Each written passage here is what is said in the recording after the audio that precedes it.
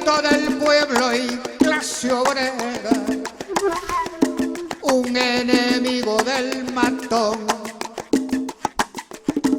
del fascista y el ladrón. Aviva el seso, pana, aplícate, recuerda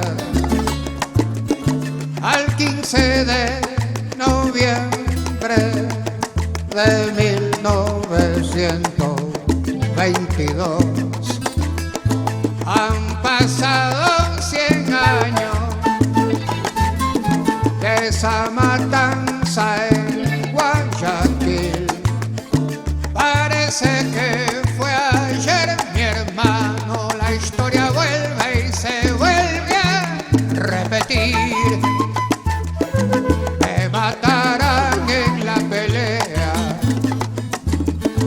me matarán por ser quien soy. Grito del pueblo y clase obrera, un enemigo del matón, del fascista y del ladrón. Yo digo que no hay crimen más cruel y despiadado que aquel que se comete con bendición presidente. Desde los Andes ecuatorianos, en las mágicas colinas aledañas al río Intac, provincia de Imbabura, nace un café, cultivado con amor por valientes mujeres a las que pertenece la marca Francesca. Cada grano se escoge con cuidado para que cada taza de café sea una experiencia única. Francesca te inspira. Francesca te apasiona. Francesca te enamora. En cada sorbo, descubre lo mejor de ti.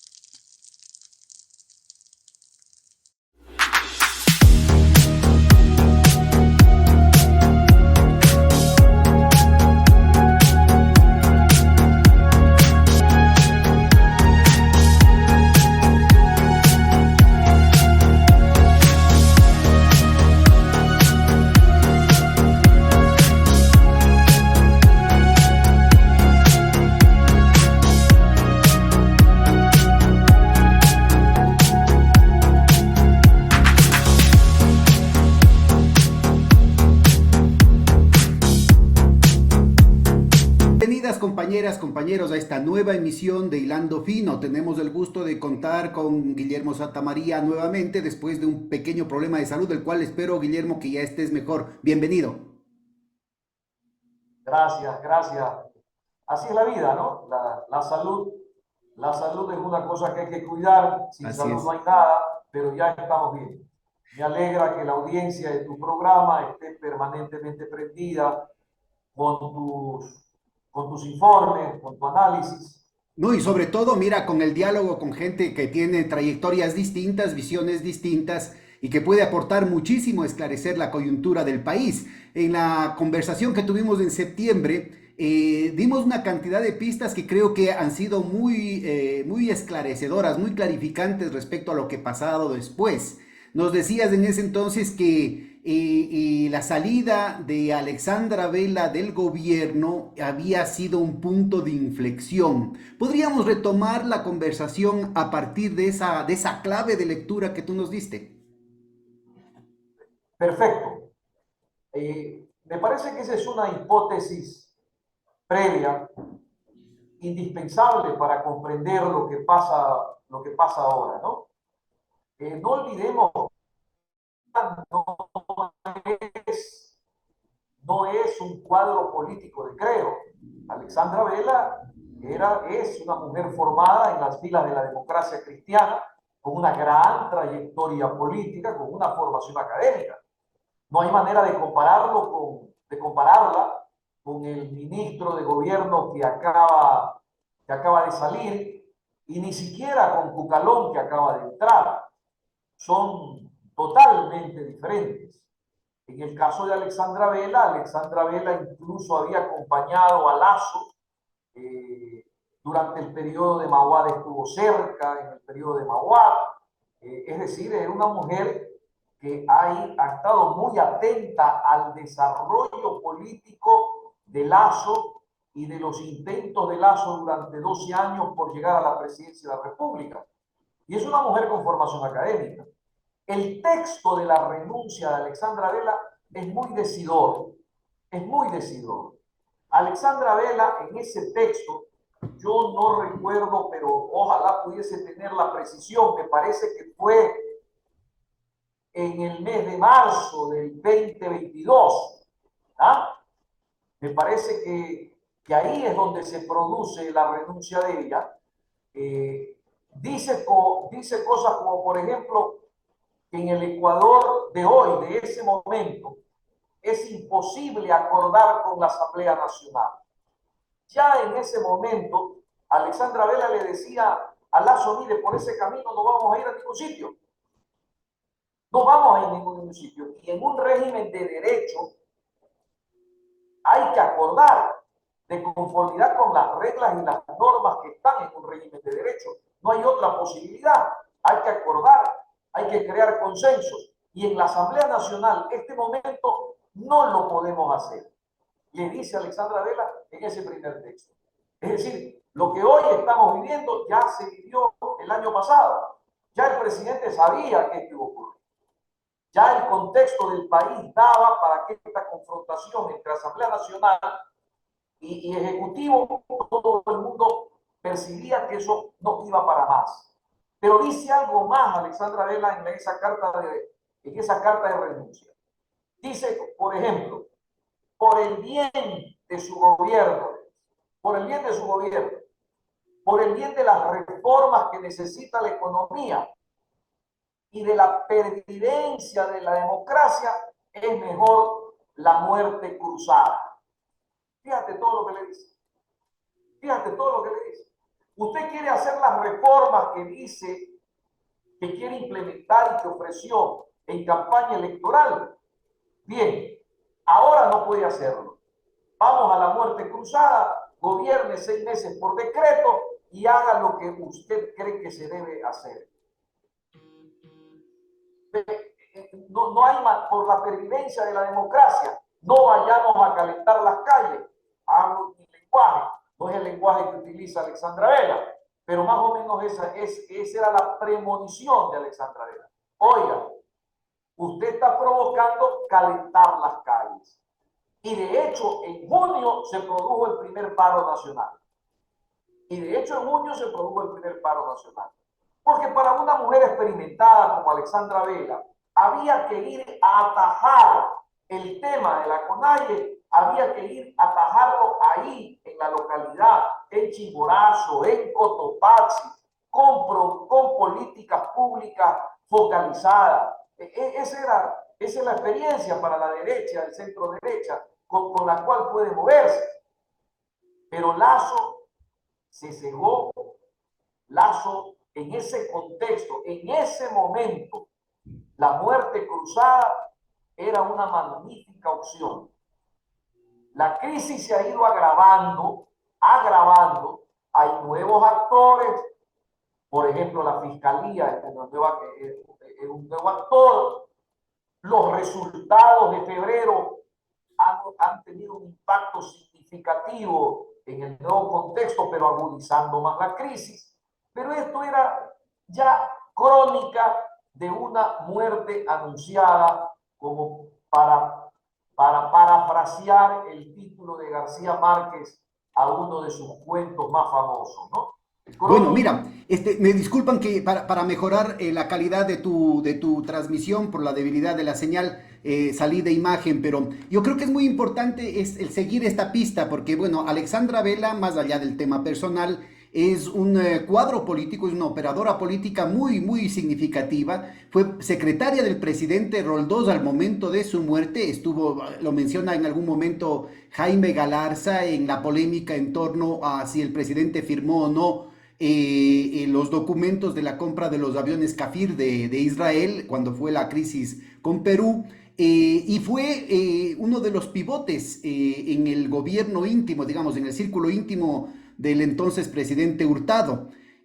Justamente en uno de los principales terremotos políticos, digamos, internos, ¿no? Es decir, más allá de las apariencias, porque fue la sucretización, el tema de la sucretización. Entonces, la transición de Roldós a Hurtado, con el que se inauguran las políticas del Fondo Monetario Internacional, y la transformación del sistema financiero ecuatoriano, la primera gran, lo que llaman los gringos hostile takeover, ¿no? O sea, la toma dentro de los bancos hostil por parte de ciertos grupos al interior de los bancos, que se dio con la sucretización. Después fue un factor clave también en el gobierno de Yamil Maguad, con el tema de la crisis bancaria, en la que también estuvo el superministro Lazo, y ahora también está en el marco de precisamente esta desregulación salvaje del sistema financiero, que está provocando un proceso de concentración y centralización de capitales gigantescos en el tema financiero. Entonces, ella conoce las placas tectónicas del sistema del poder ecuatoriano.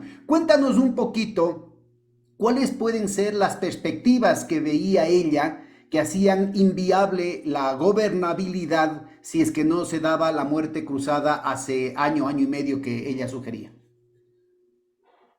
Lo que me parece a mí que avisoraba Alexandra Vela en ese momento, y lo voy a decir con toda la fuerza de las palabras, ¿no? Lo que Alexandra Vela descubre es que Lazo no tenía claridad política ya desde el gobierno, que no sabía qué era lo que había que hacer primero, segundo, tercero, cuarto, y que estaba ya enfermo del síndrome de Ubris.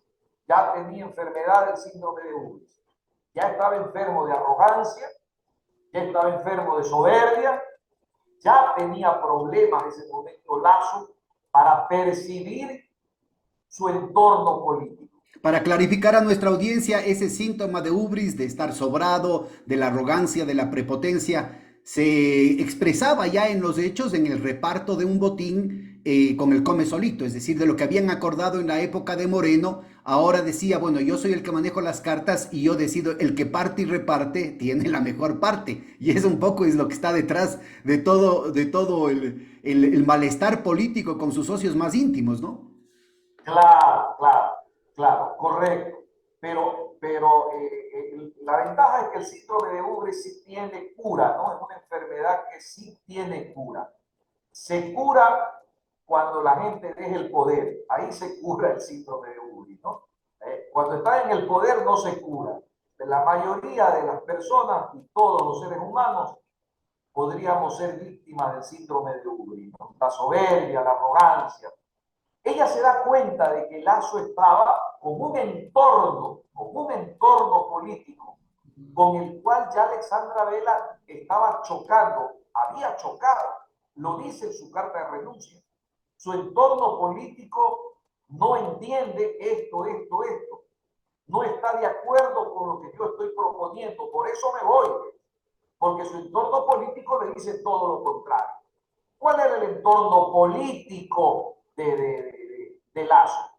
Este señor Aparicio Caicedo, un muchacho sin mayor experiencia, los muchachitos estos de Ecuador Libre, ese era el entorno político de Lazo, los que estaban ahí en Carondelet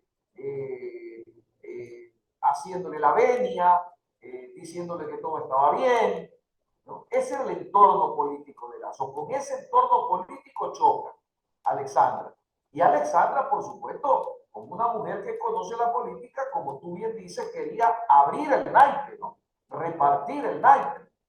Y este entorno se cerraba, y a eso añade la posterior decisión que adopta Lazo, que es la de colocar al recomendado de Danilo Carrera, a su vicepresidente del Banco Guayaquil, lo coloca al frente de las empresas públicas. Estoy seguro que eso a Alexandra Vela, que no ocurrió por Alexandra Vela, pero estoy seguro que Alexandra Vela lo veía venir, venía, porque a partir de que en el poder se cierran esos círculos, lo que acontece inevitablemente es la corrupción a mansalva. Y aquí se plantea, y aquí se plantea un tema, porque bueno, detrás de Alexandra Vela está Osvaldo Hurtado, y detrás de Osvaldo Hurtado podría decirse que está el Banco El Pichincha, el señor Fidelegas, con todas las transiciones que ha tenido el Banco El Pichincha, ¿no? Que todas las transiciones que ha tenido Hurtado también, es decir, el Hurtado del poder político en el Ecuador no tiene nada que, o de la Organización Popular del Ecuador no tiene nada que ver con el extremista neoliberal de ahora. Y entonces se plantea una situación en la que en el plano ideológico poco podría cuestionársele, digamos, o poco podría plantearse como discrepancia entre esa Fundación Ecuador Libre de estos anarcocapitalistas y el actual ideario de Osvaldo Hurtado o de Alejandra Vela. El problema real tenía que ver en cuanto me toca, y aquí viene el problema de la desnudez de la política, que no la planteo yo, la plantea el propio ejercicio cada vez más descarnado de la presencia de los grupos oligárquicos por cuota y de la propia embajada de los Estados Unidos, ¿no? Decidiendo no solamente quiénes son los generales que van, poniendo ministros, yendo a la fiscalía, quitándole la visa al abogado del presidente de la República, es decir, con una intromisión en la política muy, muy descarada, ¿no? En ese contexto, ¿cómo entenderías tú esta situación primero? Entre lo que sería la banca de la sierra o la oligarquía serrana y la oligarquía costeña, para utilizar viejas categorías, porque después de la crisis financiera yo creo que hubo un proceso de consolidación nacional de los grandes bancos en el país. Pero ¿cómo verías tú este tema del reparto? Mira, para no dejar en el aire lo de Alexandra Vela, enseguida contesto lo que me estás preguntando, pero para no dejar en el aire lo de Alexandra Vela sí le preocupaba lo que Lasso había propuesto en la segunda vuelta electoral y que le permite ganar la elección porque seduce a un electorado que precisamente estaba esperando que abra el naipe.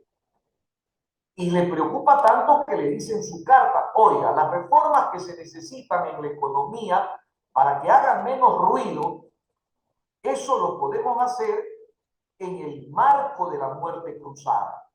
Ahora no. Ahora tenemos una confrontación con la Asamblea Nacional.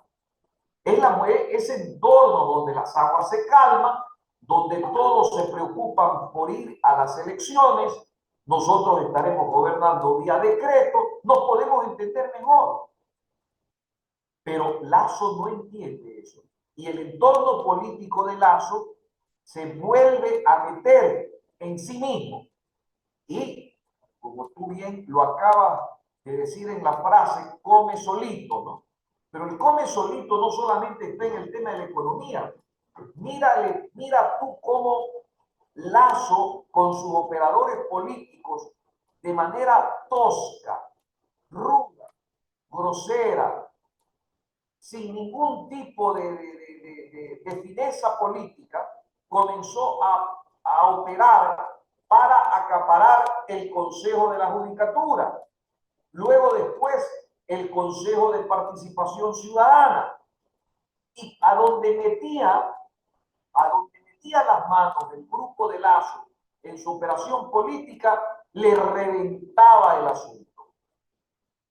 Y eso era lo que Alexandra Vela, con su experiencia, veía venir.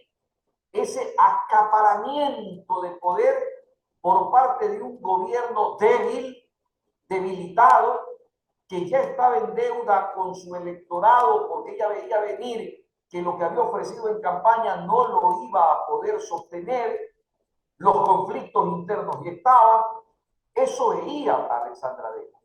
Y muy sabiamente, digo, aquí está mi renuncia y me voy. Mira, en el sistema financiero yo voy a decir algo que tal vez no es políticamente correcto, pero lo dejo sentado ahí. Tú eres economista y probablemente le puedes sacar más punta al lápiz de la que yo puedo hacerlo. Pero no es extraño, no es tampoco una visión apocalíptica lo que te voy a decir, pero a nadie le sorprendería que el sistema financiero como tal esté penetrado por los dineros del narcotráfico. A nadie le sorprendería que el narcotráfico desde hace mucho tiempo ya tenga una vida subterránea en el sistema financiero nacional y esté sosteniendo no solo la economía de Ecuador, la economía de muchos países de la región. Y hacerse de la vista gorda, mirar a otro lado, no ayuda. ¿Cómo te explicas entonces que encuentran a narcotraficantes con cuentas de más de 10 millones de dólares en los bancos sin que nadie haya reportado eso? O sea, no tiene sentido. O sea, a uno de estos últimos le encontraron cuentas por más de 10 millones de dólares. Aparte del montón de dinero que me encontraron en las viviendas en efectivo. Pero ¿cómo es que alguien con 10 millones de dólares los bancos no lo reportan? Y mira que jamás publicitaron cuál era la entidad bancaria donde estaban, aunque todos lo sabemos, pero cuál era la entidad bancaria donde estaban depositadas esos bancos, ese dinero. Es decir, el sistema como tal en América Latina está permeado, es una realidad. Unos bancos más, otros bancos menos, cooperativas, etcétera, etcétera, etcétera. Un estudio de CELAC hace referencia a que se ha triplicado las evidencias con cierta metodología que coincide con la de Naciones Unidas de lavado en la banca ecuatoriana. Hablan de que ya en el gobierno de Lenín Moreno teníamos un promedio de 2.600 millones de dólares de lavado y que en el gobierno de Lazo ha aumentado todavía más a 3.500 millones. En una entrevista reciente, Fabricio Villamar, muy cercano, o sea, fundador de Creo y muy cercano a Lazo, lo conoce muy bien, muy cercano además a la embajada, habla de estudios académicos, yo no los conozco, de que el lavado se da entre 12.000 y 18.000 millones anuales. Es decir, que sería muchísimo más. Yo coincido que la cifra de los 3.600 es un subregistro. No conozco cuáles son las fuentes de 18.000 millones, pero yo haría referencia a que la Asociación de Bancos Privados hacía insistentemente pedidos al Banco Central del Ecuador, a mí me consta porque yo vi los pedidos, para que se entregue el sistema de pagos, el core bancario prácticamente del Banco Central, el sistema de pagos de la Reserva Monetaria Internacional, al Banco Wachovia. El Banco Wachovia fue detectado hace 10 años, hace 10, 12 años, con lavados en un año de más del PIB del Ecuador, 122.000 millones de dólares. Y la banca ecuatoriana, eso es público, eso se puede pedir al Banco Central esa información, la banca ecuatoriana pidió 1,000 veces que se entregue el sistema de pagos nacional a un banco internacional que ahora fue absorbido para disimular las cosas por Wells Fargo, de Warren Buffett, que fue detectado por las autoridades norteamericanas con un lavado de 122.000 millones de dólares. Entonces parece ser que las cifras son mucho más grandes de lo que uno creería. Esta presencia del narcotráfico y del lavado en la banca ecuatoriana es medular para entender entonces lo que está pasando en la escena política. Sí, es medular. Es medular primero porque es dinero que está corriendo, son dineros que generan codicia entre los propios banqueros, competencia, y las zancadillas normales que se producen en la real política. Esa es la real política, esa es la política real. A mí no me cabe duda, no me cabe duda que lo que vive el gobierno de Lazo es un tema que le hubiese podido ocurrir a cualquier banquero que se hubiera dedicado a la política. A cualquier banquero que se hubiera dedicado a la política. Si al señor Fidel Ega se le ocurría hacer una empresa electoral y ponerse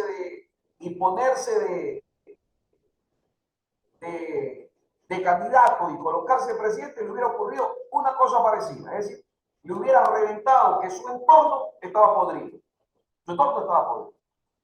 Ahora, en ese contexto, ¿cómo ves tú el hecho de que Lazo haya lanzado la ley a través de la cual, o bueno, al final del gobierno de Moreno y principios de lo de Lazo, se lance la ley con el que se vuelven a abrir los créditos vinculados? O sea, el riesgo es gigantesco. Ya había un riesgo enorme, y que es lo que provocó la crisis bancaria del 98 al 2001, pero ahora, además, con la evidencia de esta penetración del narcotráfico en las altas esferas de la banca, el tema de los créditos vinculados se vuelve explosivo, no solo para la economía, sino para la moral de la nación, pues. Sí, bueno, el tema ético, el tema de la ética pública, me parece que es una... Ahí está, ahí, Sí, se escucha, sí, sí, sigue nomás. ya. Entonces decíamos que no hay no hay posibilidad en el Ecuador que conocemos, no hay posibilidad de que el tema de la ética pública sea un tema que se debata con profundidad. Es una asignatura pendiente en Ecuador y en la mayoría de nuestras regiones. Que exista pruritos éticos, como lo que tú acabas de decir, para nuevamente abrir los créditos vinculados, a pesar de la experiencia que tenemos en el país de los créditos vinculados. Mira, la codicia, el acaparar más dinero, el tener más dinero, ahí tienes la explicación es muy humana. No hay que andarle buscando más cosas. Un banquero llegó al poder. ¿Qué le puedes pedir? Un banquero llegó al poder. ¿Qué le puedes pedir a un banquero? Que se comporte como un sacerdote, que se comporte como un clérigo, que se comporte como un asceta laico, que se comporte como un estadista. No, él es un banquero.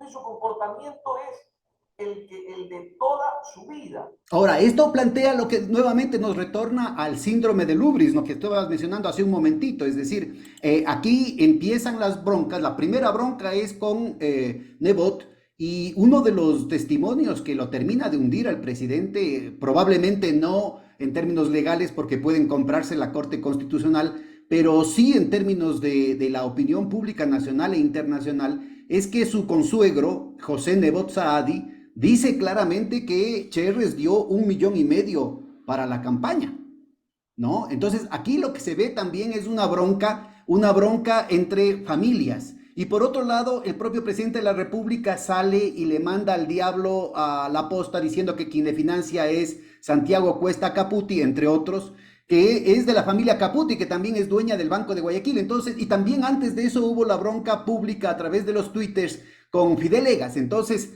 no es solamente que se bronquea el capital financiero especulativo con la oligarquía productiva.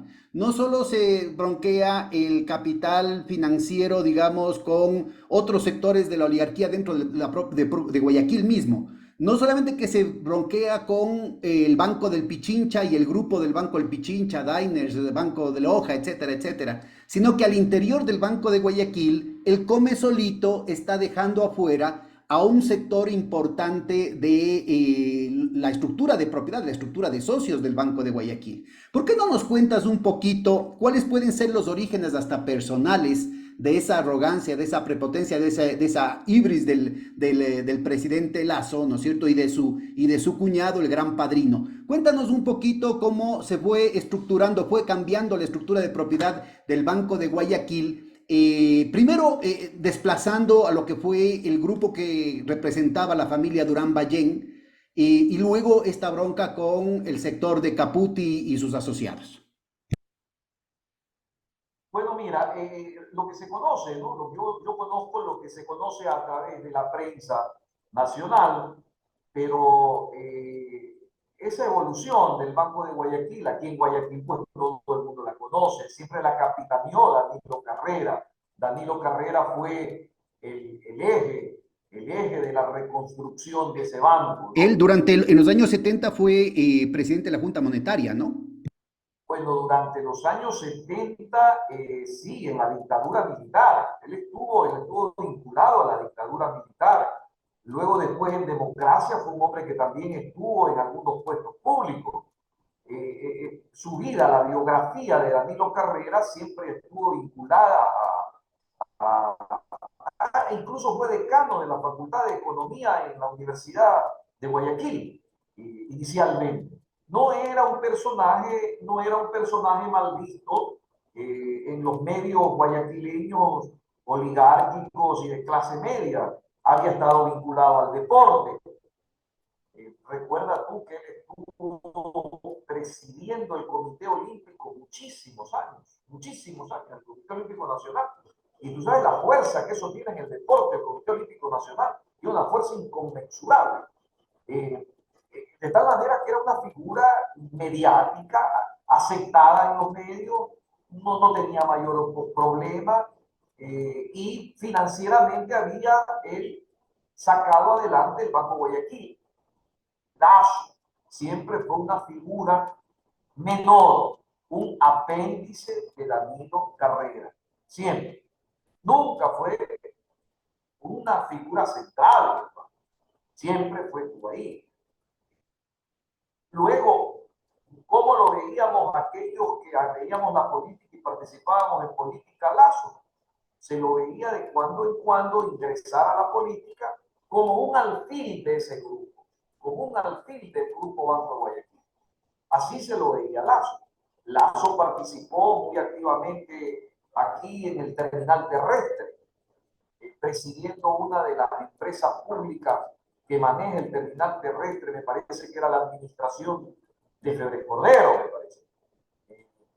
Bueno, siempre estuvo así, vinculándose como la oligarquía guayaquileña acostumbrado a mirarse en la política como una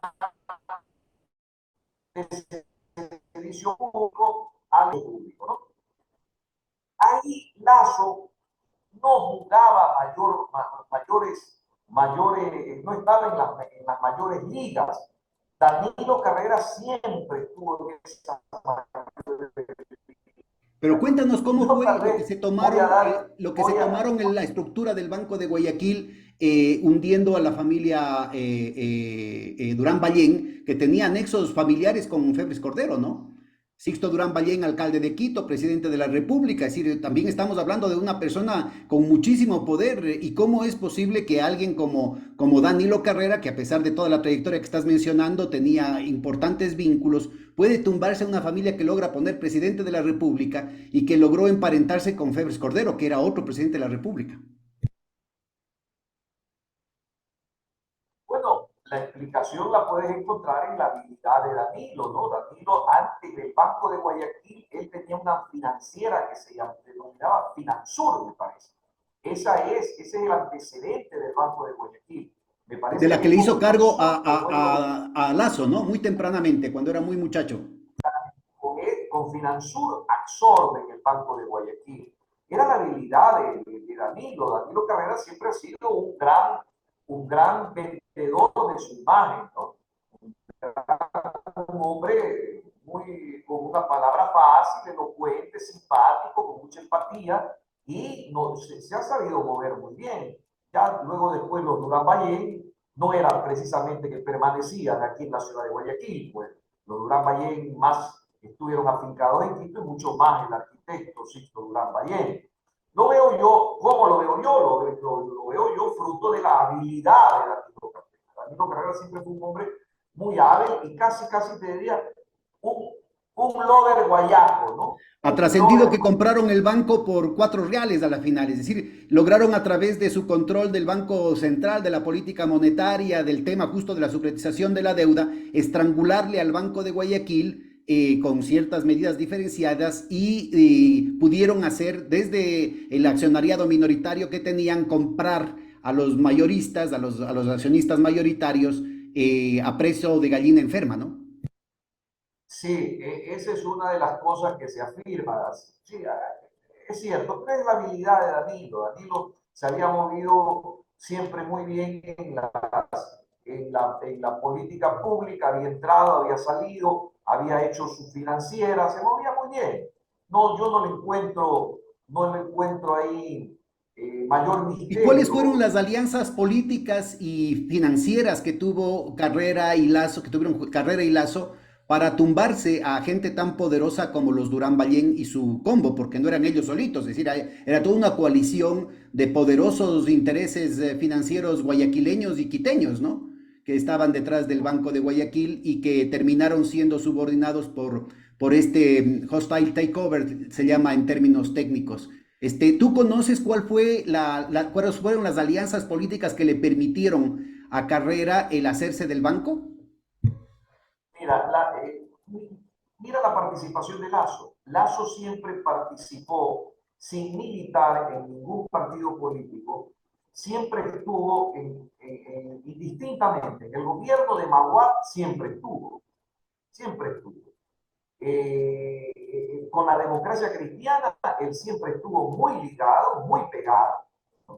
Eh, Estoy seguro, segurísimo que Danilo Carrera tuvo vínculos bastante estrechos, incluso en el propio gobierno de Sixto Durán, lo tuvo con algunas figuras públicas de Eso, y ese momento. cuéntanos de este tema de lo de Sixto Durán. ¿Recuerdas la bronca? Primero, el hecho de que Sixto apoyó a León, pero León no apoyó a Sixto, primero. Y segundo, el hecho de que León tuvo una bronca pública con Dajic y fue fundamental en tumbárselo a Dajic ante la evidencia obvia del mal manejo de los gastos reservados que había hecho el vicepresidente Dajic y que se lo probó y todo, pero fue indultado. Pero Febres Cordero fue el que decidió con sus votos en el Congreso el que se lo tumbe al vicepresidente Dajic. Entonces, cuéntanos, ¿cuál fue lo que estuvo tras del cortinaje de este manejo político para entender lo que está sucediendo ahorita? ¿Cuál fue la bronca? Mira, sí había sin duda alguna, desde mi punto de vista, intereses económicos en juego. A tal punto, pues, que es en el gobierno de Sixto Durán donde se da el famoso decreto de los créditos vinculados. Pero yo trasladaría el foco a las características personales del principal actor político de ese momento.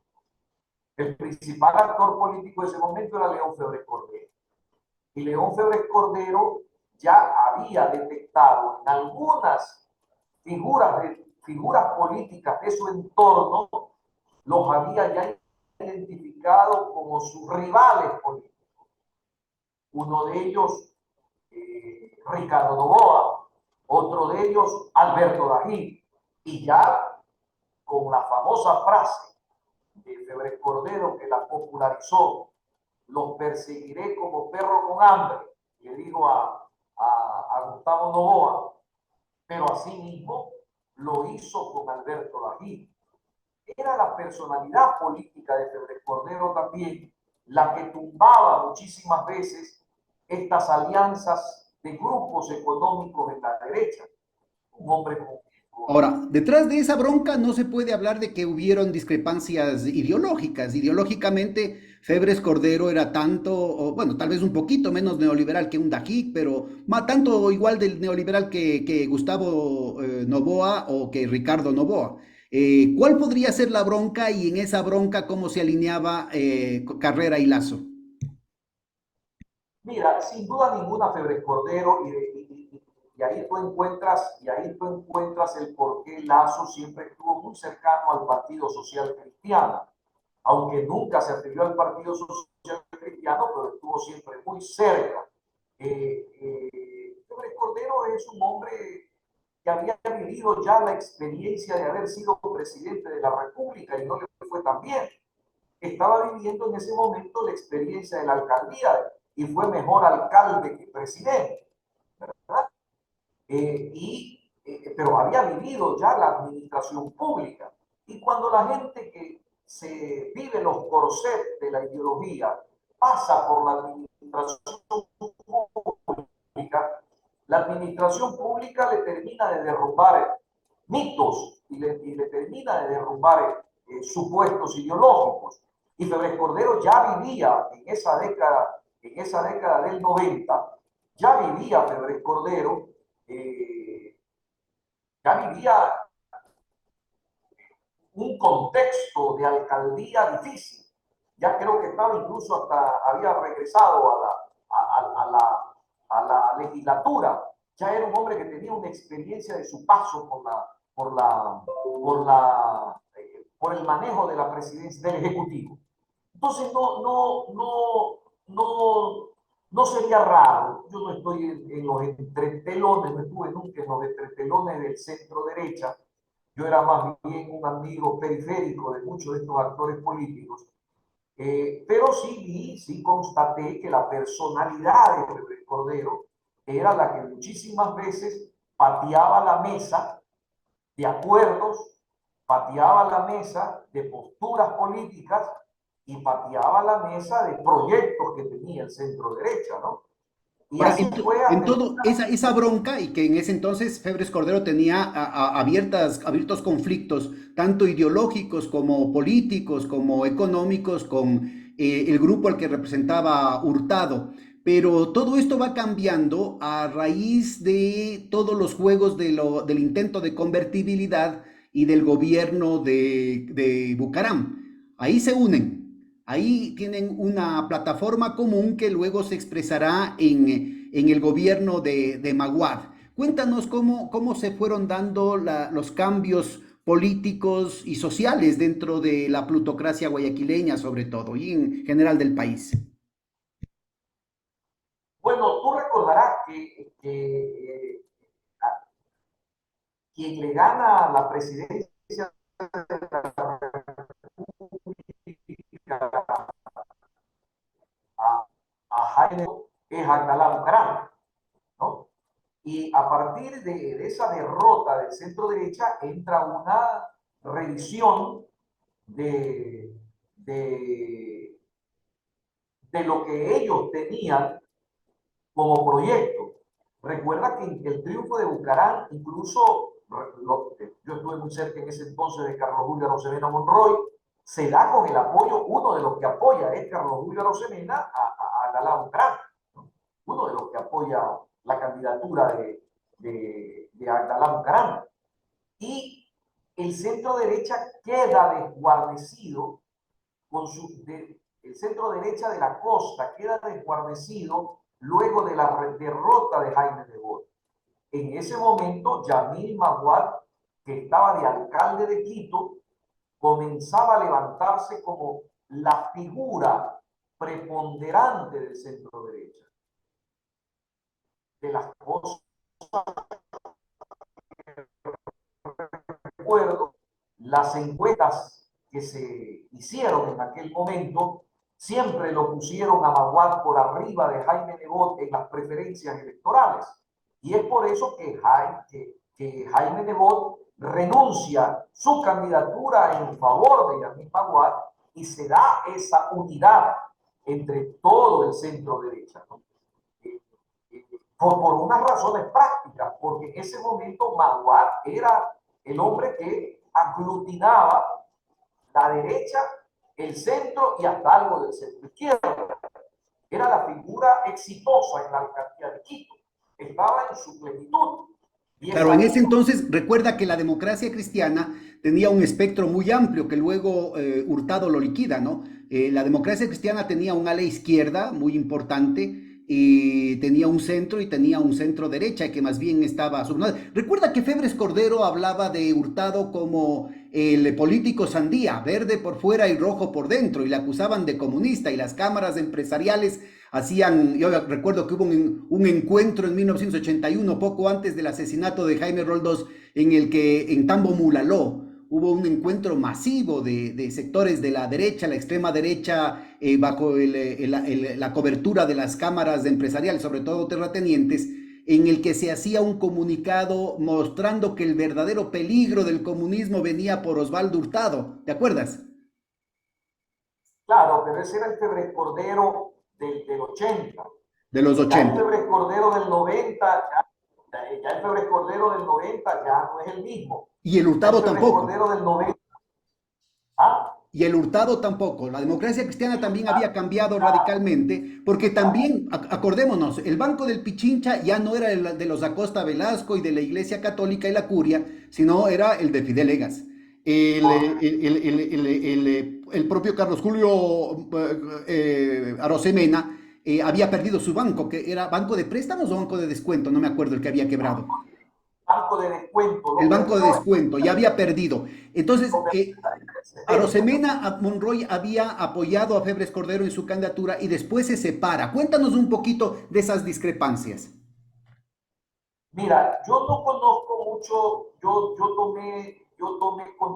tomé contacto con Carlos Julio Arosemena muy estrechamente cuando Carlos Julio me invitó a que lo acompañara en su último periodo legislativo. Era parlamentario, era congresista, se llamaba en ese entonces Congreso Nacional. Por supuesto, yo había tenido relación antes con Carlos Julio y con mucha gente de su entorno, pero ahí es cuando estoy muy cerca de Carlos Julio. Estamos hablando de la década del 90, estamos hablando del gobierno de Sixto Durán. Yo en la década del 80 no participé en ese frente. Yo estaba de secretario general de la Izquierda Democrática. Nosotros fundamos la Izquierda Democrática en la década del 80 con Javier Ledesma, Maginata y Fernando Larrea Martínez aquí en Guayas. Entonces, lo que te puedo decir es de la década del 90. Para mí, la década del 90, yo encuentro a un Carlos Julio dedicado totalmente a la política, ya pues había pasado por tantas peripecias, él estaba ya ahí por encima del bien y del mal, había sido presidente, vicepresidente, ministro, todo lo que hubiese podido aspirar en la vida política, y se encontraba de lleno en la vida política y hacía alguna actividad en su estudio profesional pequeña, mínima, pero estaba de lleno focalizado en la vida parlamentaria y política. Yo no lo veía muy cerca no lo vi, además los intereses económicos de la familia Arosemena habían desaparecido porque ya no estaban en el sistema financiero, ya estaban sin bancos ellos. Claro, claro. Pero él se separó también de Febres Cordero, digamos. Estuvo más bien cercano a Abdalá como una disidencia. Más allá de su confluencia política, yo no creo que un hombre de la cultura de Arosemena Monroy pueda coincidir, digamos, política, ideológicamente con Abdalá Bucaram, sino por el hecho de la disidencia frente a la evolución del proyecto neoliberal. Cuéntanos un poquito cuáles eran los caracteres de esa disidencia que entiendo yo que también te atraían a ti como fundador de la Izquierda Democrática en el Guayas y al grupo que planteaba esta opción socialdemócrata, ¿no? Mira, como anécdota, te puedo decir lo de Carlos Julio cuando Abdalá ya había ganado la elección. Abdalá y visita la casa de Carlos Julio en un acto de agradecimiento, ¿no? Y Carlos Julio, luego yo se lo decía, cuando ya vimos después el comportamiento de Abdalá en el poder, le dice, ¿qué me aconseja? Le dice Abdalá a Carlos Julio Arosemena Monroy, y Carlos Julio con esa actitud sincera también, ¿no? Le dice, sea usted mismo, le dice Carlos Julio. Y luego después ya lo vimos a Abdalá bailando, jodiendo y haciendo pues un fandango en la presidencia de la República. Y cada vez que conversamos con Carlos Julio nos reíamos porque le recordaba yo, digo, Carlos Julio, eso es consecuencia de su consejo. Usted le dijo, sea usted mismo. Y este hombre, mírelo, no tiene filtro de ninguna naturaleza, mírelo todo lo que hace. No, pero yo creo que la sabiduría, te pongo una cuestión visto en retrospectiva, la sabiduría de Arosemena Monroy era porque veía que se iba a virar Abdalá. Recuerda que Abdalá termina aliándose por debajo de la mesa con la democracia cristiana a través de Augusto de la Torre, que es otro actor que vuelve a aparecer ahorita, y todo el proyecto de la convertibilidad. Simón Cueva, Augusto de la Torre, que eran muy cercanos a Hurtado, eran quienes manejaban la política económica con Abdalá desde el Banco Central, con el proyecto de la convertibilidad, que es lo que termina quebrándose con la tumbada. No era porque era loco, sino porque habían intereses que estaban prefigurando ya el zafarrancho financiero que se veía venir. Era clarísimo que ya buena parte de los bancos estaban quebrados. Entonces, no era solamente un problema ideológico el que le estaba diciendo Arosemena, sino que le estaba haciendo referencia al hecho de que represente lo que usted dice representar, ¿no? Claro, claro, claro. Carlos Julio era muy perspicaz, pues, un hombre con esa sabiduría política que la experiencia le había dado y la cultura que él tenía, ¿no? Cosa que ahora se extraña en la política. Era un político ilustrado, ¿no? Y te diría que yo desde, desde mi conocimiento y cercanía con él, que estuve muy cercano casi 3 años, así, conviviendo con él el día a día, un hombre de una economía discreta, sin fortuna, discretísimo, sin dinero, lo puedo garantizar. Un hombre que había nacido en la fortuna y había nacido en el dinero, pero la vida política de él era totalmente, totalmente limpia, ¿no? Ahora, mira, Era un este es un momento, yo creo, de grandes cambios profundos, en la profundidad, digamos, del escenario del poder en el Ecuador, que justamente llevan a una convergencia del social cristianismo y de la democracia cristiana que estaban peleados en torno al gobierno de Maguad, y que justamente estaban preparando, ellos ya sabían que se venía la crisis financiera, por eso la convención de constituyente del 98 plantea esas disposiciones transitorias que facilitan el salvataje bancario. Por eso la vinculación con Juan José Pons, que son actores que vuelven a aparecer ahorita, con el superministro Guillermo Lazo. Entonces, ¿cómo ubicas tú esta relación dentro de las altas esferas de la oligarquía nacional y sobre todo guayaquileña en este proceso de transición que llevó a la crisis bancaria? ¿Cómo se prepararon las cosas previas al zafarrancho y durante el zafarrancho? la democracia cristiana estaba muy bien armada políticamente, vuelvo a insistirte, con un partido que Hurtado lo había Adelante, por favor. ya. Era una época, década del 90, finales del 90, donde estaba una democracia cristiana bastante bien consolidada, bastante bien aceitada por el talento de Osvaldo Hurtado. Osvaldo Hurtado ya en ese momento estaba con el colmillo afilado, tenía vocación por la política, ¿no? Ahora está totalmente retirado casi, pero en ese momento lo estaba, era un gran animador. Bueno, La sigue siendo la estructura de la eminencia democracia. gris detrás de este gobierno. Fue la eminencia gris detrás de Julio César Trujillo, con quien públicamente, supuestamente estaba peleado, pero fue la eminencia gris detrás del Trujillato, y es también la eminencia gris detrás de este gobierno. Primero a través de Alexandra Vela y ahora a través de Diego Ordóñez, ¿no? Sí, sí, pero yo creo que el papel de Osvaldo Hurtado en este gobierno lo fue a través más de Alexandra Vela, ¿no? Yo creo que ya Diego Ordóñez es un espontáneo que está colocado ahí, ¿no? No creo que le haga mucha gracia a Osvaldo Hurtado el papel de Diego Ordóñez en este gobierno. En cambio, Isabela sí, era una mujer orgánica, una mujer muy cercana a Osvaldo Hurtado. Eso sí, un cuadro político de muchos años de la Bueno, democracia y el cristiana, otro es el propio que Juan abre José un Pons, ¿no? sendero Recuerda el hacia. caso. Oye, y el otro es Juan José Pons, ¿no? Es una pieza clave de la constitución de la democracia cristiana en la costa y que ahora tiene un papel fundamental, aunque ahora soterrado, después del caso Danubio y de los Adonoren. Sí, pero Juan José Pons también era más una figura pública antes que vivía mucho la vida de la democracia popular desde mi punto de vista. Juan José, que fue binomio de Maguad en un primer momento, recordarás que así es como aparece Juan José como binomio de Maguad.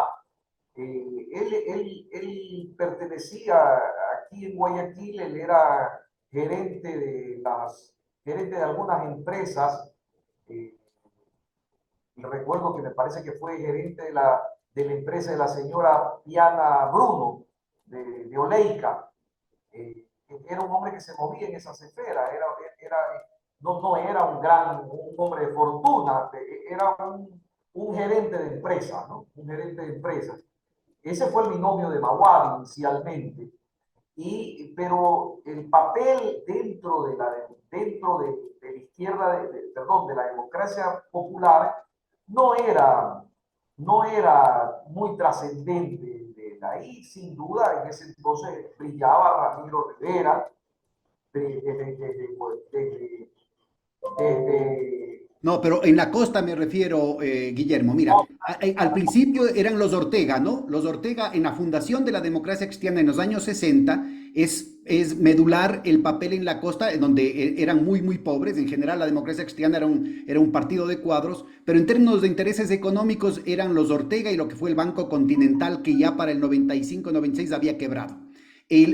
La otra tenías una cantidad de intelectuales sin mayor poder económico, muy vinculados como abogados, digamos, del mundo de los negocios, pero que eran básicamente eso. El hombre que tendría la relación con lo que serían después las bananeras, empieza con el tema de Piana Bruno. Recuerda que Piana Bruno estaba más vinculado al Partido Demócrata de Francisco Huerta, cuando tenía una posición muy progresista.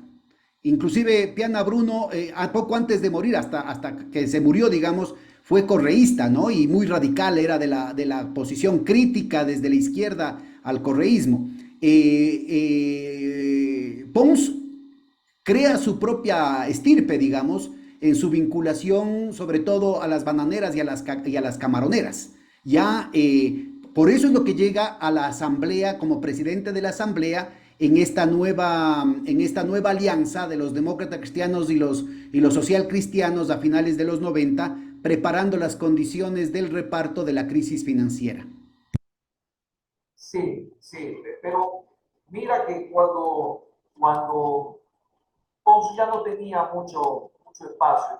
Sí, seguramente económicamente se sabía mover, Juan José, un hombre también hábil. Te recuerdo que hubo un momento en el que la democracia popular estuvo al frente, fue un tipo muy simpático, eh, aquí en la costa, abogado, eh, vaya pues, como se me va el apellido, que El de, el de ¿Dónde está la plata? no, Andrés Crespo Reina, Andrés Crespo, el papá del cineasta. el papá del cineasta, quien funda una revista después, al comienzo del gobierno de Correa, una revista con Joaquín Hernández, una revista, no me acuerdo cómo se llama, que fue el inicio de Joaquín Hernández.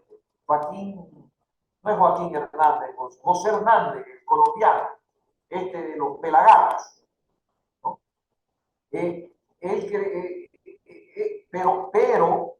Pero Andrés Crespo era el abogado de Álvaro Noboa. Entonces, te hago referencia a esto porque es muy importante. Además, Andrés Crespo se movía muy bien en las esferas de la oligarquía guayaquileña, ¿no? Como abogado. Yo lo vi siempre a Juan José ligado a sus negocios, sin duda, luego que fracasa la campaña de Maguad Pons inicialmente, ya Pons se pone al frente de la candidatura asambleísta nacional y aquí en Guayas ponen al frente de esa candidatura a Polo Vaquerizo, con lo cual arrasan aquí en la provincia del Guayas la democracia popular. Creo que en ese entonces se llevó la más alta votación aquí en la provincia del Guayas. Y él ingresa, Juan José, a la Asamblea Nacional. En la Asamblea Nacional, Juan José tuvo una actuación que todo el país la vio, ¿no? Todo el país la vio de que fue la tumba política, de la tumba política electoral de esto. Porque recuerda que él después intentó volver a salir políticamente bajo la bandera del Partido Conservador y perdió después de que cayó Maguad, perdió. Es decir, no le fue bien a Juan José en su paso por la Asamblea Nacional. Él quedó totalmente desdibujado precisamente por su comportamiento, por su conducta, esa defensa que hacía de los intereses que él tenía era de un descaro, de un cinismo que todo el mundo se la criticaba. En ese mismo periodo estaba de superministro Lazo, ¿no? Entonces ahí nuevamente se ve una confluencia que también es la expresión política, ideológica en el plano de las apariencias, de la escena, digamos, espectacular de lo que sería una traición del Banco de Guayaquil con respecto a los otros bancos de la costa, ¿no? Es decir, recuerda que en ese momento hay una alianza entre lo que sería el Banco de Guayaquil con dos bancos quiteños, el Produbanco y el Banco del Pichincha, que son los ganadores de la crisis financiera.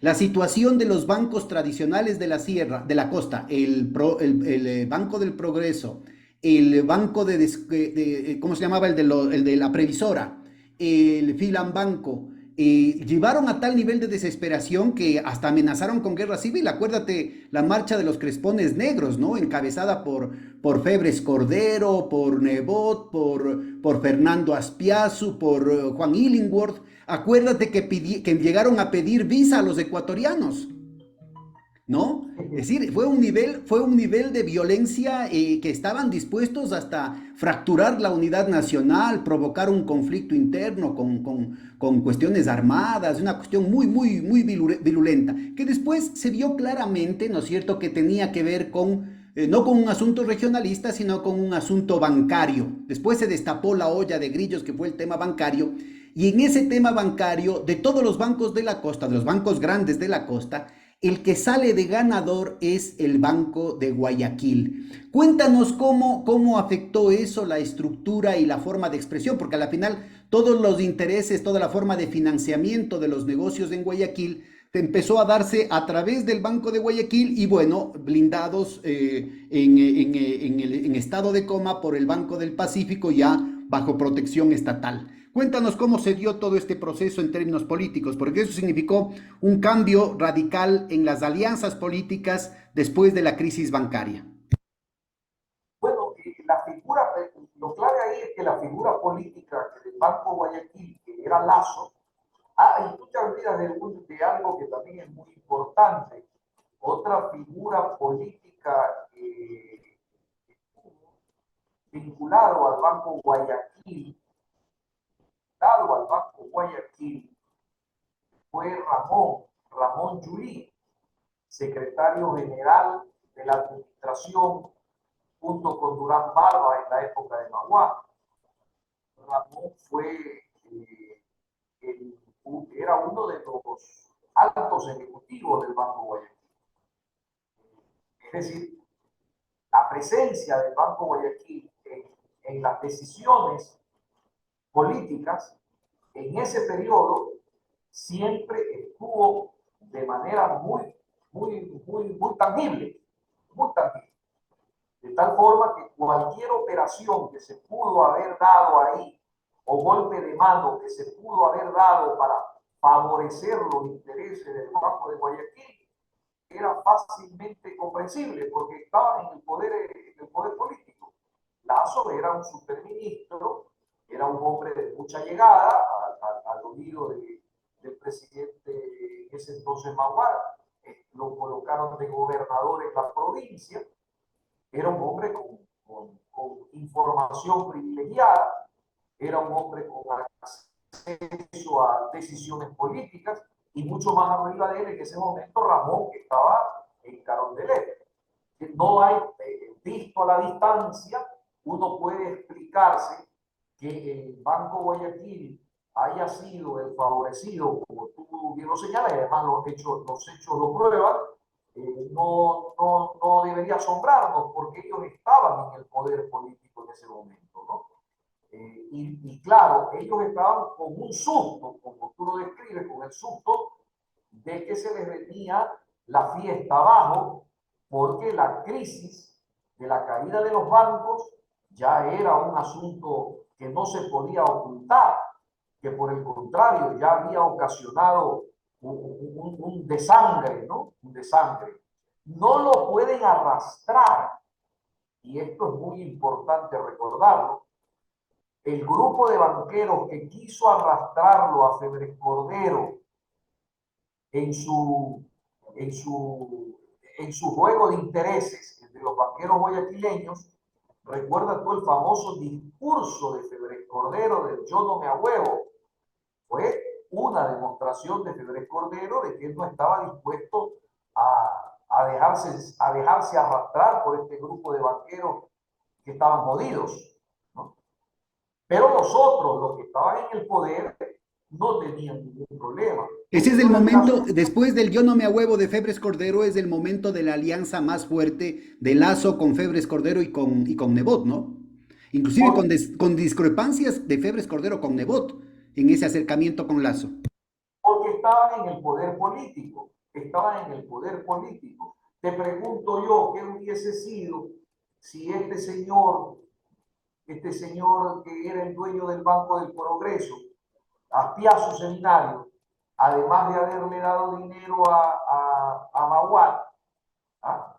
El señor hubiese tenido de ministro a uno de sus gerentes de su banco y lo hubiese tenido de secretario de la administración a uno de sus ejecutivos? Es decir, el resto de banqueros no estaba en el juego político, no estaba en las decisiones políticas, no estaba, como dicen los vascos, donde se parte el bacalao, estaba fuera. Es obvio que el Banco de Guayaquil estaba en el juego político, se encontraba en el juego político. Y tú sabes que el juego político, vuelvo a reiterarlo, implica manejo de información confidencial, manejo de información privilegiada, toma de decisiones inmediatas y oportunas, que cuando tú no tienes esa información, no puedes tomar decisiones o tomas las decisiones equivocadas porque no cuentas con la información privilegiada. Entonces, ese es el poder, ese es el juego del poder. Bueno, y ese, como estaba donde se corta el bacalao, como dices, le permite a Lasso empezar a concentrar una red de relaciones que antes las manejaba directamente Febres Cordero. Es decir, poco a poco el ocaso ya biológico de Febres Cordero vincula a Lasso directamente con los abogados corporativos fundamentales, ¿no? Es decir, todos los herederos de los bancos quebrados, incluyendo, por ejemplo, lo que hablábamos, los nietos, la familia descendiente, los herederos de Carlos Julio Arosemena, terminan con Lasso. Los abogados, por ejemplo, Pérez Luz, que estaba vinculado al Banco del Progreso, o Carmiñani, que ahora aparece inclusive acusado de cohecho, terminan siendo abogados de Danilo Carrera y de Guillermo Lasso, ¿no? Es decir, todos los abogados corporativos, toda la estructura del manejo operativo de la oligarquía guayaquileña empiezan a gravitar en torno también al manejo operativo de Guillermo Lasso y Danilo Carrera. Esto ya se perfila a partir de esa situación que no solamente acaba con el gobierno de Maguad, sino que se reedita con el gobierno de Lucio Gutiérrez, ¿no? Recuerda que también fue superministro en el gobierno de Lucio Gutiérrez. Claro, a la ausencia, efectivamente, tú puedes encontrar que todo ese grupo que estuvo con Maguad en ese momento se aglutina alrededor del grupo económico que Carrera y Lasso que habían ido conformando y habían ido elaborando. Efectivamente, así fue, así es. Cuando Lasso agarra su campaña por 12 años, lo acompañan a lo largo de esos 12 años en su proyecto presidencial, lo van acompañando. Y ahí es donde se le van incorporando nueva gente a Lasso, ¿no? Ahí es donde se le incorpora al que Lasso lo nombra director del partido y que luego falleció, que venía de la Cámara de los Acuicultores, y va incorporando a gente de la oligarquía productiva, la va incorporando a la vida política, 12 años. En qué medida este polo de atracción en que se convierte la dupla Carrera-Lazo despierta ya los celos y la enemistad de Nebot y su grupo? Mira, yo estimo que Nebot ha venido desarrollando desde hace mucho tiempo una personalidad política que a esta altura de la vida es un hombre ya que está por encima de los 75 años. No creo que Lasso le quite el sueño, ¿no? Él, de manera muy pragmática, decidió que el ámbito de su accionar iba a ser fundamentalmente Guayas, la costa y algún otro lugar en la sierra ecuatoriana.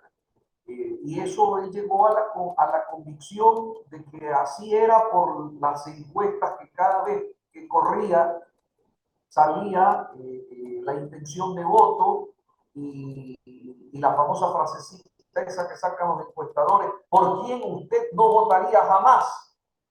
Y el nivel de negatividad que tenía Nebot en la sierra era siempre enorme. Eso lo lleva a él al convencimiento de que él le resultaría casi imposible ganar una elección presidencial. Pero ya en términos de liderazgo, no solamente político, digamos, público, sino social, económico, ¿cómo te digo?, hasta familiar en los medios de las élites guayaquileñas, sí hay un proceso en el que Nebot queda burlado, pues. O sea, es algo que, por ejemplo, Febres Cordero jamás hubiera permitido, el hecho de que acuerdos, la palabra empeñada, por parte de Lasso, que sí fueron fundamentales, por ejemplo, los apoyos no solamente de los socialcristianos, de Madera de Guerrero, sino la presencia personal de Jaime Nebot, de su consuegro José Nebot Saadi, ¿no es cierto? Termina siendo traicionado, termina siendo burlado públicamente, es decir, como quien dice aquí, la mamá de Tarzán soy yo, ¿no? Entonces hace referencia a este síndrome del hubris que hablabas hace un momentito. ¿Cómo crees que afecta eso las relaciones, más allá del tema meramente personal, las relaciones políticas dentro de estos sectores? Mira, ese tema que tú tocas es para mí central, muy importante en el momento actual, muy importante.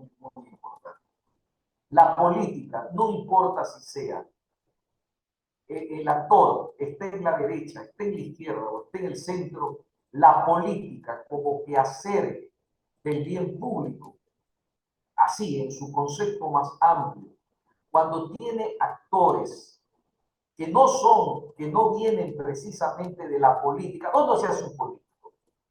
Un político se hace en un partido político. Un político no se puede hacer en una iglesia, en un cuartel, en un banco. No se hace un político ahí. Y cuando salen personas de esos sectores a hacer política, al accionar político, vienen con las taras muy propias del lugar de donde surge. Y todo político sensato sabe que un valor en la política es la palabra. Un valor en la política es la palabra. Eso todo político viejo, todo político experimentado lo sabe, lo entiende, que es una necesidad para poder sobrevivir en la actividad política. Actividad durísima, actividad que no debería estar para los improvisados. No debería ser un escenario donde se curten improvisados, sino donde hay gente que se prepara para la política. Pero no es así. Desgraciadamente no es así. Y en democracia, mucho peor. La perversidad de la democracia a veces es que están en el escenario político fundamentalmente improvisados. Entonces, el caso de Lasso es el típico filibustero de la política. Es el hombre que no ha hecho política partidaria, que no viene de la política, no importa si sea de derecha o de izquierda. Y ese es un problema para Nebot, que sí viene de la política, que ha hecho política toda su vida, que ayudó a construir un partido político, que sabe lo que significa construir un partido político y ver crecer políticos y ver cómo los políticos van entendiendo lo que es la actividad, no importa la orientación donde se esté. Eso sí lo sabe Nebot. Lasso no lo sabe, por eso es un hombre con una palabra tan debilitada, es por un tema de credibilidad donde Lasso se comienza a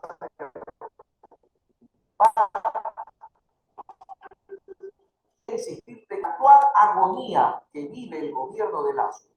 Los actuales estertores del gobierno de Lasso no son atribuibles fundamentalmente a la oposición. El peor enemigo de Lasso es Lasso mismo. Es él. Sus mentiras, sus incongruencias, sus contradicciones, el entorno del que se ha rodeado.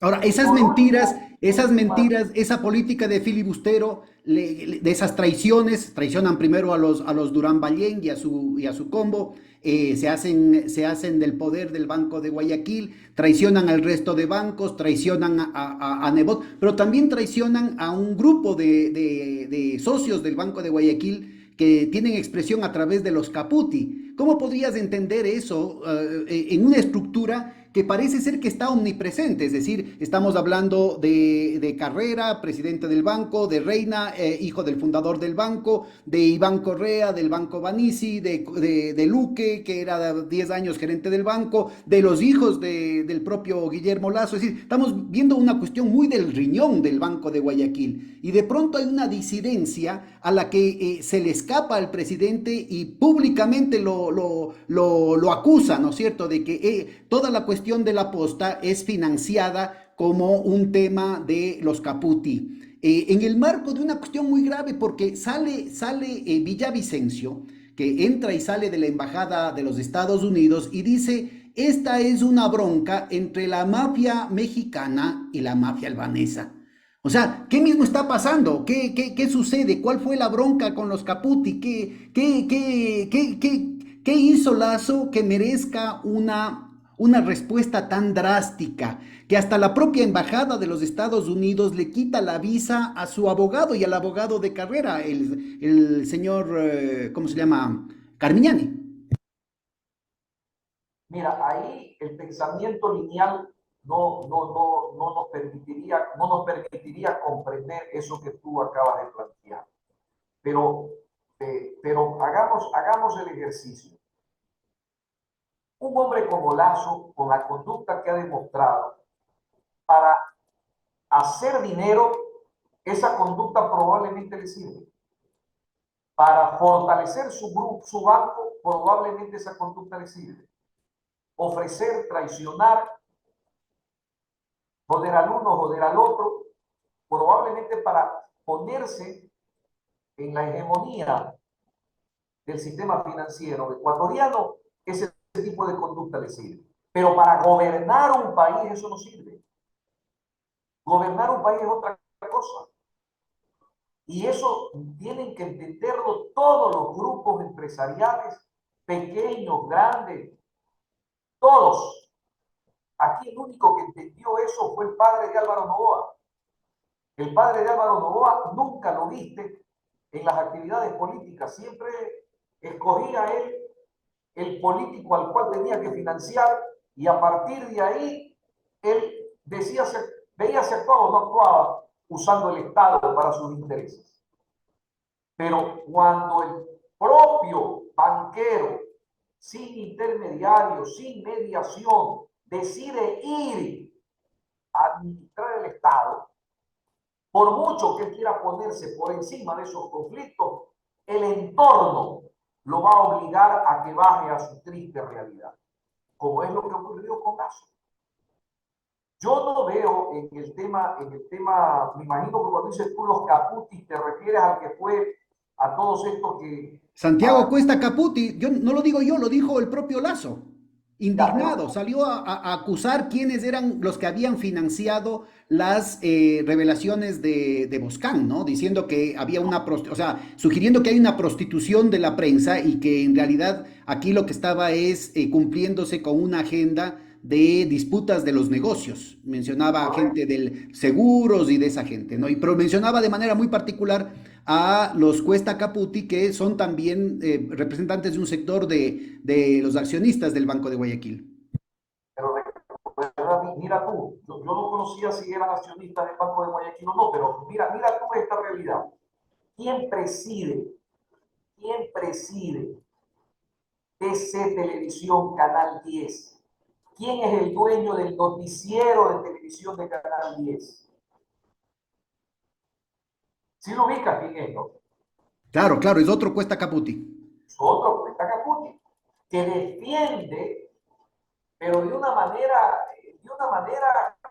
casi camina todo lo que hace Lazo, todo lo que hace Lazo. Entonces, tú adviertes este tipo de contradicciones, este tipo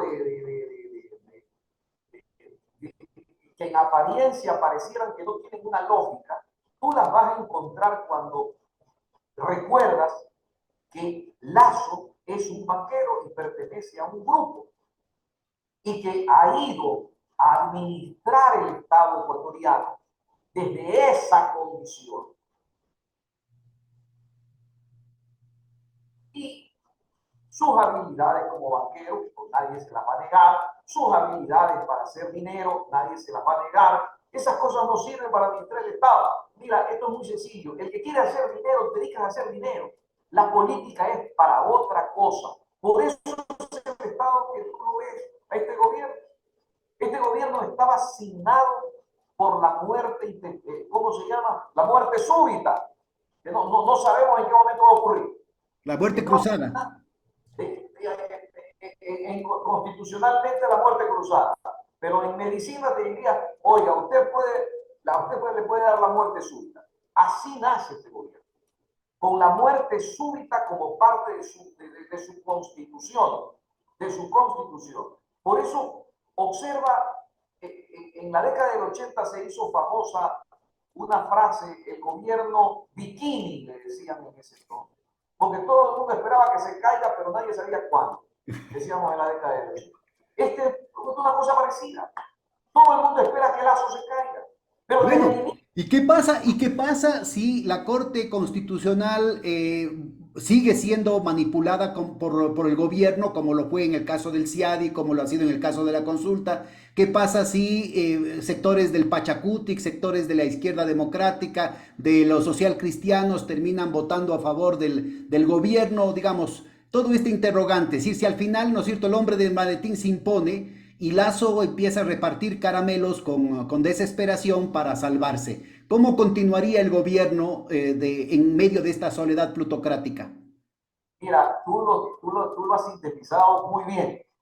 He podido escuchar entre ayer y hoy día a periodistas como Carlos Vera, como la señorita esta de Teleamazonas, este otro Ortiz, los tres en una sinfonía única. Señor presidente, la plata que tiene usted en la Reserva Monetaria Internacional, sáquela. Ya usted ordenó la economía. Coja ese dinero y póngalo en obra pública. ¿Cómo se traduce esto? Comience a regalar, así se traduce, ¿verdad? Pero los tres en la misma cantaleta. Y los 1.500 millones de dólares del Seguro Social, pues. Claro, los tres en la misma cantaleta, pero claro, pero la política no es tan sencilla. Caramba, si así fuera la política, solamente se tratara de tirar plata aquí, tirar plata acá, mira, entonces estuviésemos jodidos, ¿no? Mira, la Corte Constitucional es una caja de Pandora. Mis amigos abogados que litigan en esa corte, algunos que litigan, dicen que cualquier cosa se puede esperar de ahí. que cualquier cosa se puede esperar. Es decir, que ese es un escenario donde podría quedar trancada el pedido de juicio político al presidente. Pero por eso va a agarrar Lazo. No, pues. Por eso Lazo va a ser mejor presidente. No, pues. Por eso Lazo, se le va a ver la obra pública a Lazo, porque estos tres periodistas que te estoy citando han salido a pedirle que ponga dinero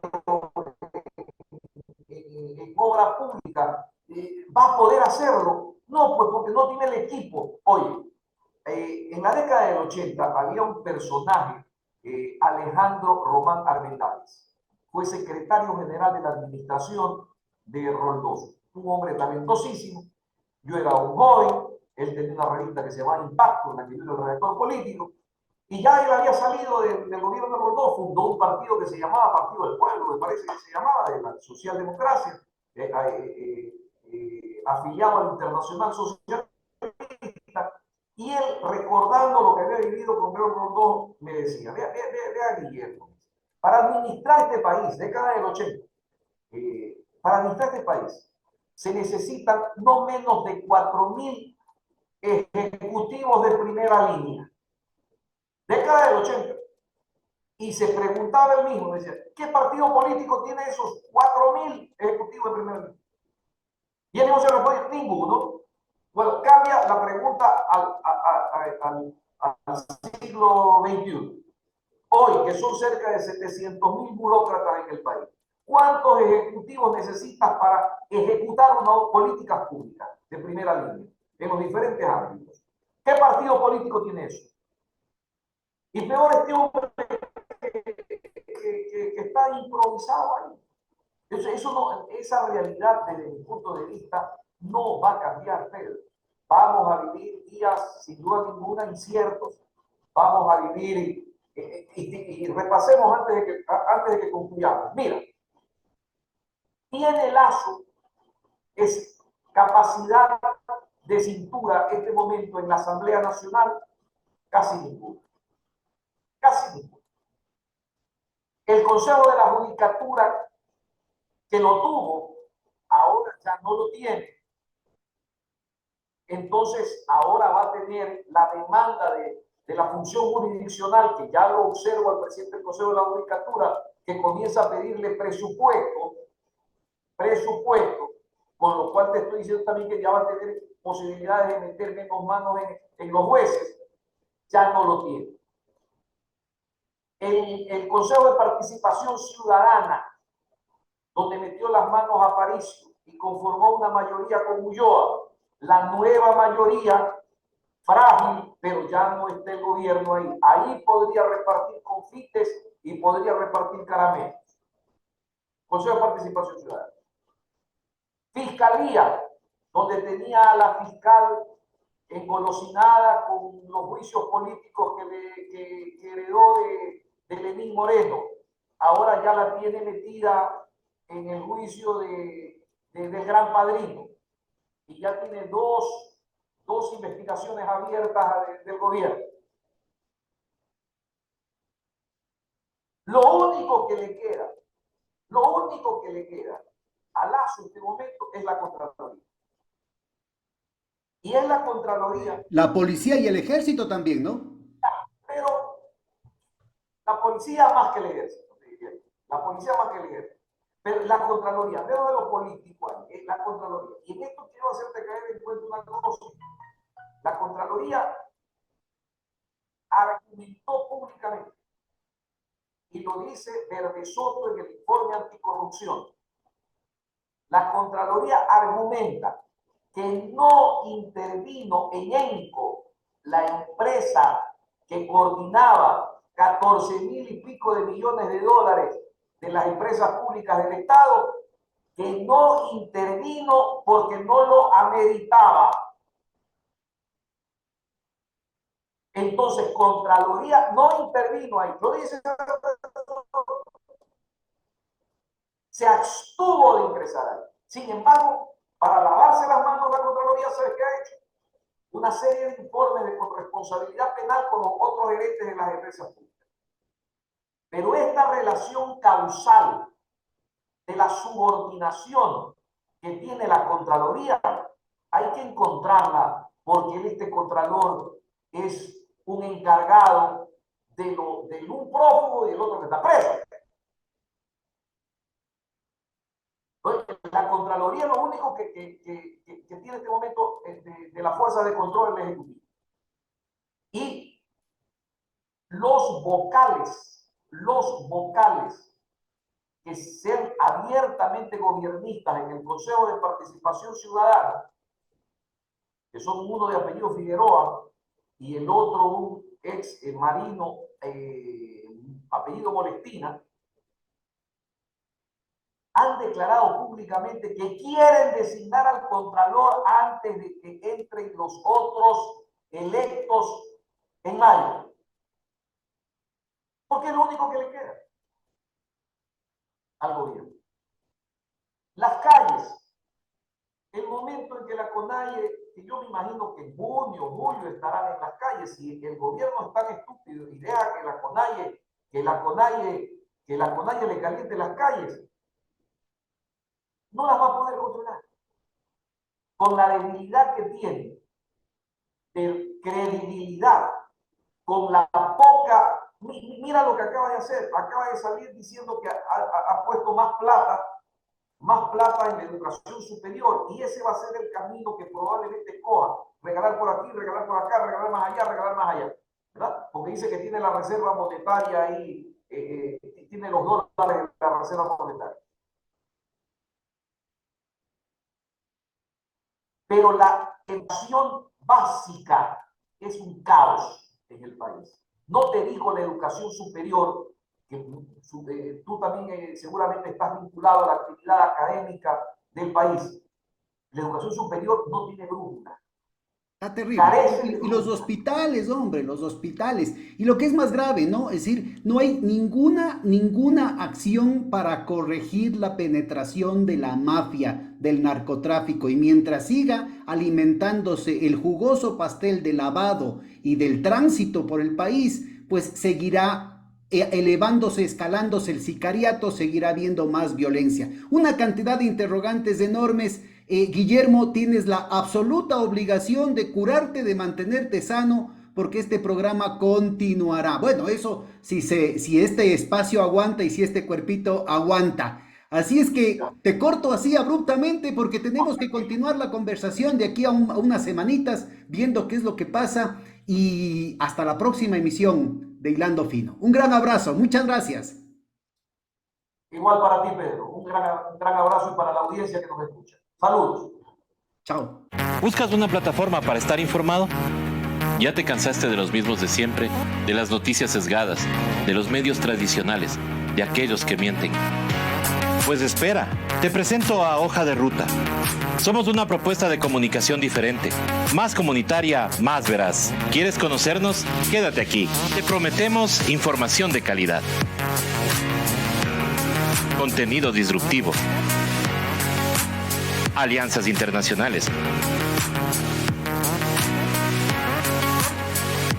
Comunicación comunitaria. Investigación profunda. Y lo más importante, tú serás parte de nuestra comunidad. Somos Hoja de Ruta Comunicación.